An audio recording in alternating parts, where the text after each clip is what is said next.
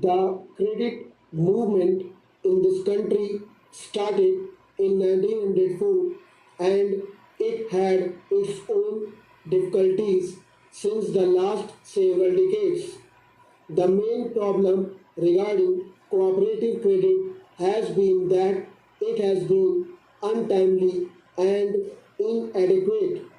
In 1904, the Cooperative Societies Act was passed, which was later amended in 1914. Then there were certain committees appointed and they reported about the weaknesses of the credit movement in the country. In 1919, this subject of cooperation was transferred to the states, after which several states passed cooperative acts of their own. Thereafter, in 1929, the Royal Commission made certain inquiries about cooperation and the credit movement and made certain recommendations. And till 1950 or 1951, there was very little improvement in the field of cooperation. In 2001, the Reserve Bank of India appointed the Rural Credit Survey Committee, which brought out its report in 2004.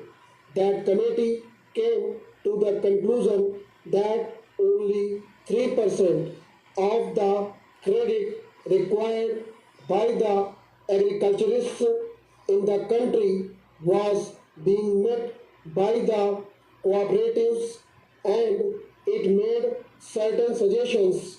It suggested that there should be an integrated credit structure in the country and said that there should be shared participation by the government in the cooperative societies.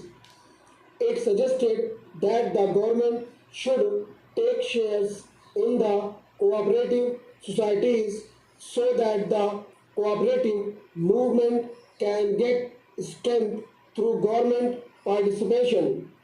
The second recommendation made by the Rural Credit Survey Committee was that there should be linking of credit with marketing, processing, consumption, storage, and all other fields of activity so that credit will develop marketing, consumption, processing, etc. Yet another recommendation was that there should be a training program for the non-officials. The fourth recommendation and the most silent one was that there should be a three-tier structure of credit.